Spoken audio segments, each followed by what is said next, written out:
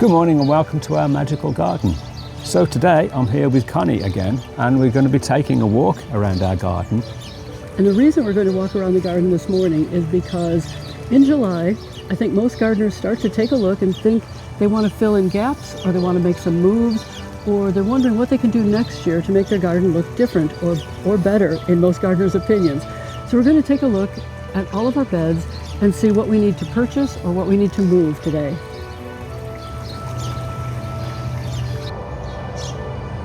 But remember what it used to be like? Oh, I do remember what it used to be like. The only good thing in there was this hydrangea, which has been there forever. And it was filled with the creeping bellflower. And a million of these old-fashioned hostas. And that one's coming back. Yeah, I must have dug up, I don't know, maybe 30 of them. About 30. And gave them away. Gave them away to my friend Patty. Put all this boxwood in though, which is an improvement. Yep. Yep, I did that myself. And there's another one coming through. Yeah, but it's okay. It's filling a gap. But what are we going to put there? More hellebores. I would say more hellebores. And we can probably move that fern over a little bit, maybe. Yep. Now the front really needs some work. Yes, it does. We've always struggled with this bed because of this tree, this maple. Right, you see the giant hole in the front of the maple. Well, somebody cut a large branch off years ago before we even moved here. And in addition to that, in order to get to the sewer in the street, they cut its roots. So this tree has struggled, and we've really done our best to keep it looking pretty good. It's got a lot of dead in the top, but we hate to take it down until it's really, really in decline. And so we've been working on the bed around it for years. And unfortunately, and Mark is taking care of a lot of this, we had the creeping bellflower, which is so invasive, and if anyone has it, they should take it out. I wish I could show you a picture. I'm sure we can find one somewhere. There it is, in the grass. In the grass, right. There it is. You don't have to look hard to see, even though I weeded the bellflower out 3 days ago. Yes. But the problem we have is, because there's this huge maple, is working around its roots. So we've always had an issue with this bed. But what we want to do is try to get more colour in our front garden. This bed and the bed over there.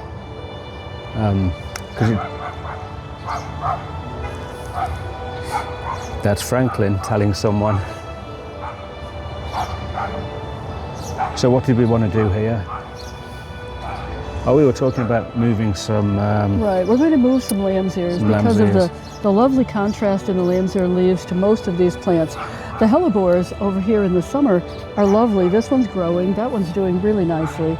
The salvia caridana is beautiful. About a month ago, I'm going to have to cut it all the way back though. So if we plant some lamb's ears here, and I think a couple of daylilies in here would be nice. Right now, the coneflowers are the star of this bed. But I think some daylilies that bloom in end of June and July would be a good addition to this bed. Yeah, some more yellow daylilies like the one over there, because I like the combination of the yellow daylilies and the purple coneflowers. Well, there are lots of colors of daylilies.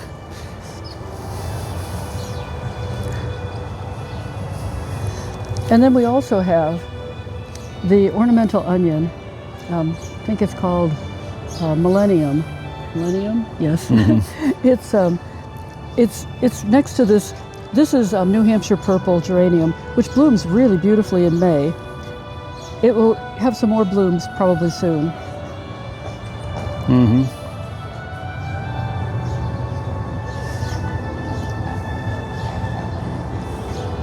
But we have quite a naked patch here, and I think, again, we can probably move some of the lamb's ears here. We have an abundance of them in the back garden. This is, oh, see where the rabbits have eaten my coneflowers? Yeah, look at that. You can see they like to try them and then just leave them. We have so many rabbits this year. Over there. Look at that. They've chewed it all the way down to the ground. And of course, you can see the creeping bellflowers in there that are impossible to get out, and once they grow that close to other plants.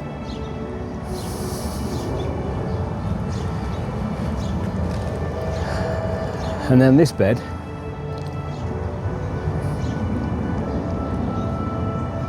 it's wonderful in the spring because of the tree peony. That's the star then. Oh, cameo quince is this shrub next to it. Cameo quince is interesting because it has a beautiful coral flower, but unfortunately the flowers only bloom at the very ends of this, near this part of the stem. They don't go all the way to the end. So what I end up doing, because it gets really leggy, is just cutting this part off just to keep it in control. But it's worth it for the flowers. They're coral and they're beautiful. And then of course we have our hellebores here, and they are gorgeous in the spring. Really beautiful, and they've been spreading nicely. More ornamental onions. But right now it's just not very colourful. Again, we have coneflowers over there, and we have some hostas that are blooming, but not a whole lot else. So what we're looking to do is fill in some of the gaps, because there's quite a few gaps in the bed, as you can see, and bring in some more colour.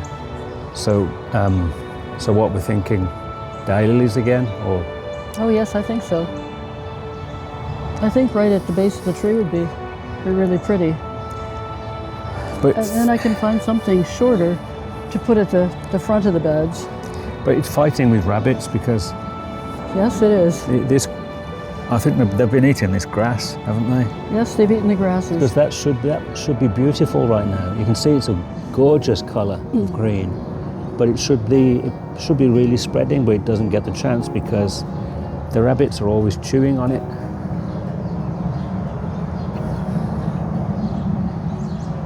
See what moving more lambs here? Yes. Into this bed too. I think we could put a little bit right here.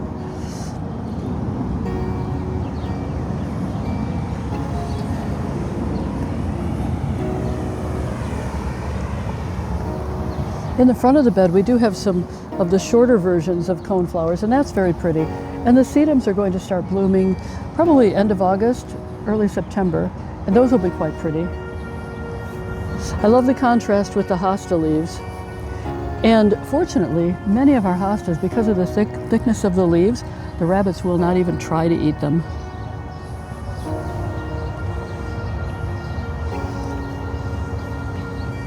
This is a lovely sedum.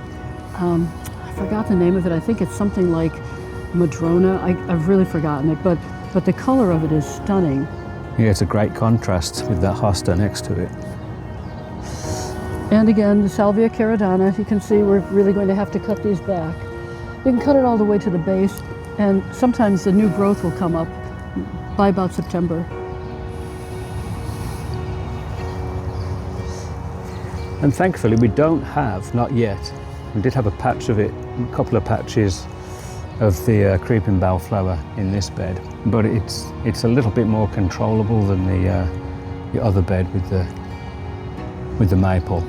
Although this bed also has a maple, but this guy is much healthier. As you can see, he's doing quite well. That's because no one ever chopped into his roots. Right. Right. That helps. And we also have in this bed another tree. We have an ash tree, which is amazing considering I don't think there are any others in the village. No, I think we may have the last ash tree. The emerald ash borer decimated all of the trees in Western Springs.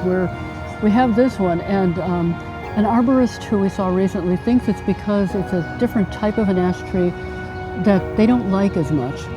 I'm not sure. We check it all the time. We used to have it treated, but then the arborist said there's not much point because eventually it's going to go down anyway if the ash borer gets to it. So we just stopped treating it, but it's been fine. And every year is funny because we watch it and it gets its leaves later than anything. We think, okay, this year it's dead. But no, it's been beautiful.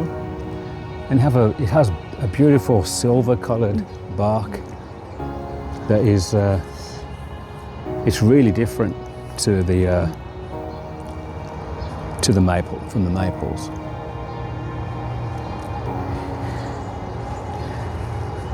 So Connie's going to make a trip today to get some of the plants that we're talking about to fill in these gaps. And I'm going to be digging up some of the things we've been talking about, like lamb's ears, from the back because we have lots of them, planting them to fill in some gaps. But we also need to do some work in our back garden. Let's go there now.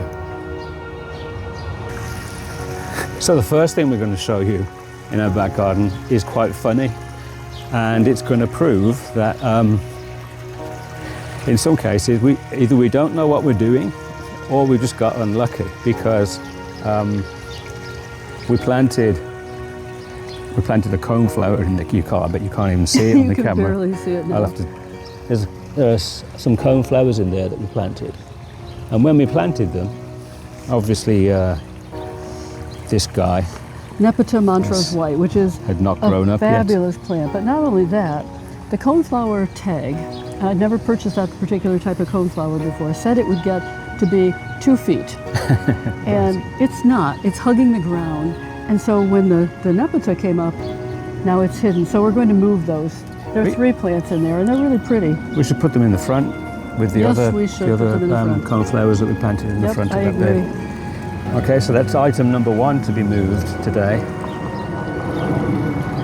Yeah, the number of times that we've moved plants in our garden it's amazing. I think that's what gardening is all about. It's rearranging the furniture until you get your beds looking the way that you want them. Plus, they grow the way they want to grow, so you have to accommodate that and you have to move things.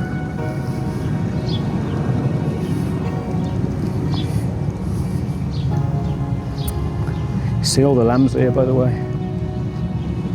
And that's really beautiful there. And overall, we're pretty happy with this bed now. We like the phlox. They do get beaten down a bit by some heavy rains, which we've had recently, and so they kind of hang over the path. But they're just beautiful this time of year because it's really difficult for gardeners. I don't know a single gardener who won't complain about July and August and nothing blooming. And so we like the phlox. We're pretty happy with our little rose garden here.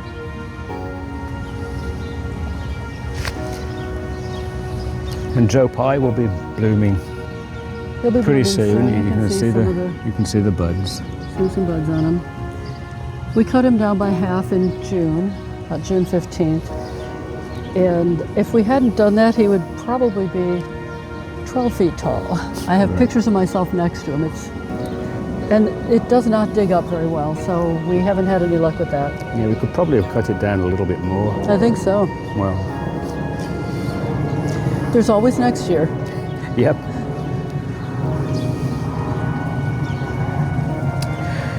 And this is something else we should probably think about moving. We look at it every year. Oh my gosh. It's a beautiful clematis, but it's kind of wasted there.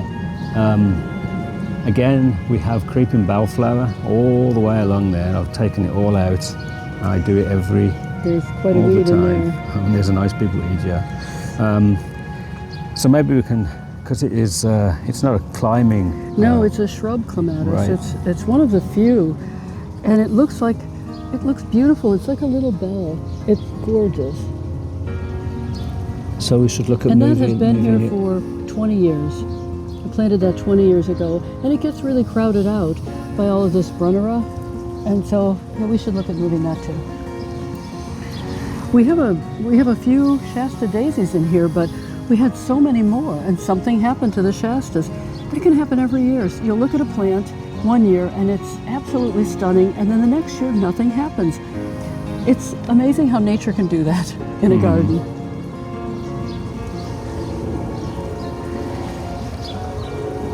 Yeah, there's no point being annoyed by it. That's part of being a gardener, I guess. You just have to go with it.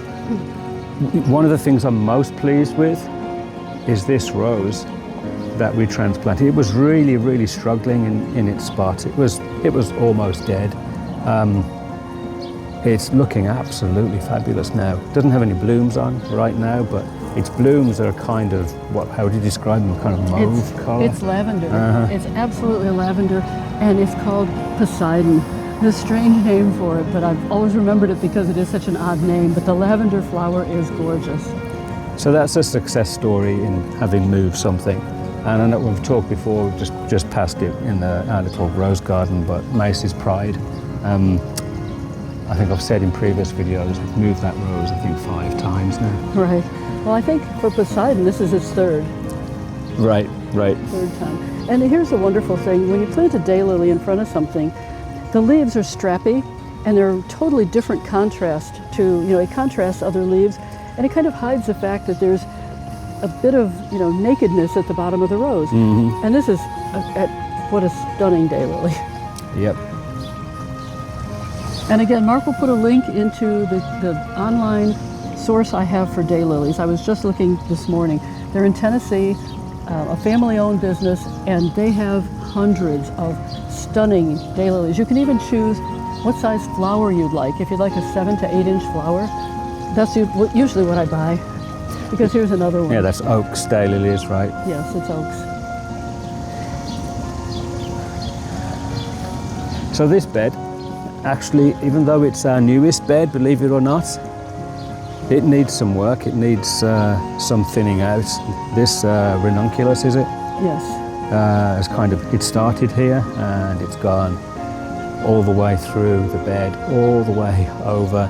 It's even, if we let it, it would make its way to the grass over there. It's almost there. So we need to thin some of that out. Right. It travels underground through runners, which makes it fairly easy to pull up. But we don't want to do it this year because it's a nice ground cover this year, but in the spring we'll start taking some of it out. It's one of the first plants to come out in this garden, so it's easy to do. I also see some wood sorrel. Wood sorrel looks just like... oh, I see it. Yeah. See it? Yep.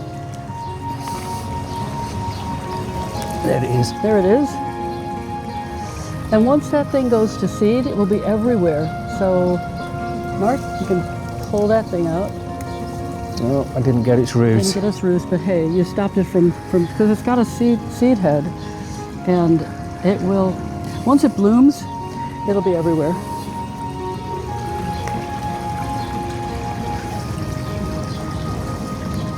It looks like clover.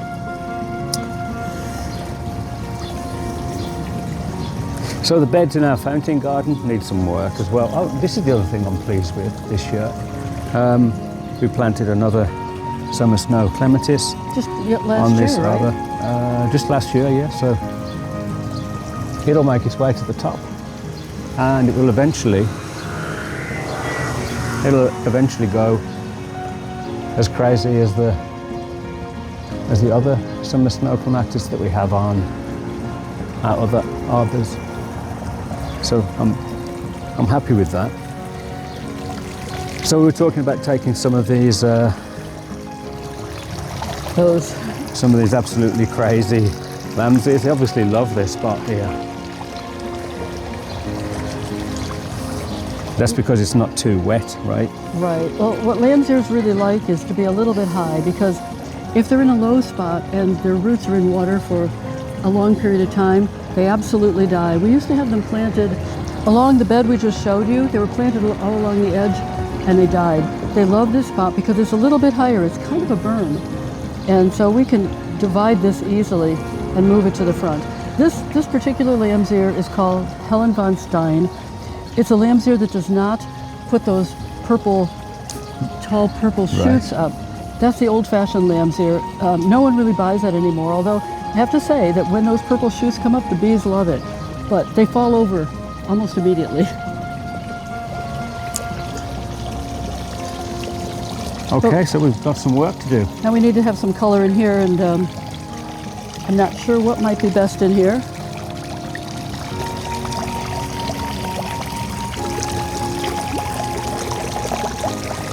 Yeah, again, this bed looks great in spring because there's another tree peony in the back there, Nike.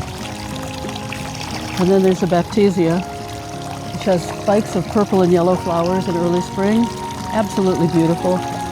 The hellebores still have their blooms on. You can see them even now, although they're looking brown, but they do have kind of a yellow tint. And we have the clematis in the spring too. This sedum will start to, it's a beautiful pink color, so that will be nice. So I'm not really sure we need to put anything in here. It looks like, although we could tuck something in there, but we may not want to. Yeah, and look what's growing in there. Of course. Again, one more time. Creeping bellflower. This entire bed, it's 60 feet long, that we have redone, was consumed by creeping bellflower. There's actually a Facebook page called Creeping Bellflower Battles. So if you have that plant, it's funny to watch people tell you that the only way to get rid of it is to nuke it. Seriously, people, it is an invasive species in many states, and they're trying to get rid of it in forest preserves. It's a beautiful flower, but oh, it's the most invasive thing we've ever encountered here. We've been here 24 years and battled it that long. Okay, so we have work to do. We do have work to do. I have the easy work. I get to pick out the plants, and Mark gets to plant them. Well, at least it's not too hot today, so it'll actually be quite enjoyable, I think. But thanks for watching again. Yeah, thank you, everybody. Yep, bye. Bye.